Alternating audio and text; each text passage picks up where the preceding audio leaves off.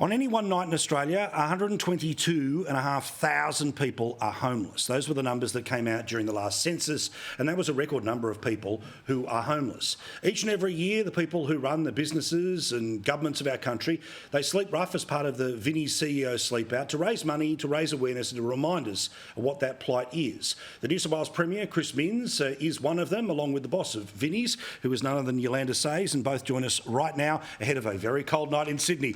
Premier, nice to talk to you, and again, congratulations on your victory. First chance to do so since that's the case. I'm a big fan of your Housing and Homelessness Minister, Rose Jackson, regular on the show. But from a government perspective, you can throw a lot of money, but how do you change attitudes and support services?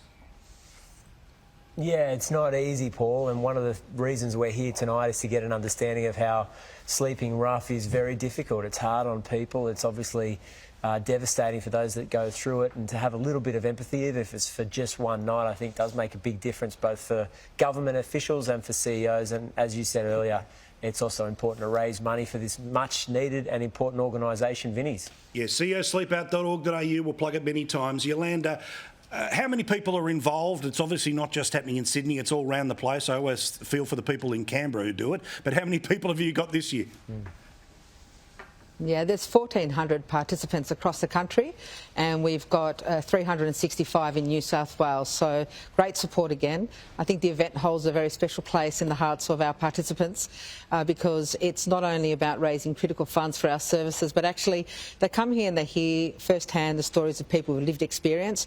We're very grateful to the people we've assisted who so generously share their stories, and it's an eye-opener for people, so they learn a lot. We ask them to raise funds, and when they leave here, we ask them to advocate on behalf of the issues. Yolanda, we know about cost of living and all the other pressures right now, but give me an idea about what Vinnies does for a homeless person on any one night in Sydney, Melbourne, Brisbane, or even in the bush. Sure. We run services right across the country. So we run frontline services, homeless shelters, domestic and family violence refuges. Our vans are out every night of the year except for Christmas night, and they provide companionship, food, assistance with bills, assistance with rent, advocate on behalf of people who are in need with housing or with energy companies. And of course we provide crisis accommodation, we provide casework to help people rebuild their lives. So really every night across Australia, Vinnies is out there making a difference, and we're helping thousands of people every year. So it's critical that the work of organisations like the Society continue to be funded, and that events like this can raise the profile of the issues, but also critical funds to keep the doors of our services open. Premier, of course you fought hard for it, you won the election and you now have the power of the premiership in New South Wales, but is this one of those moments when you're confronted by how frankly powerless sometimes the most powerful person can be, that there's a whole collection of people who we need to help but sometimes we just can't?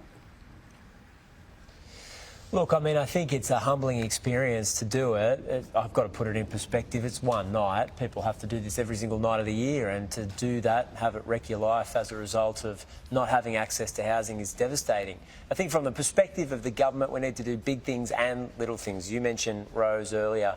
She recently got rid of what's called the Seeker Diary, which the previous government made homeless people fill out a diary to prove that they were trying to get private rental accommodation every 48 hours. No one was doing it, and it just perpetuated this cycle of homelessness.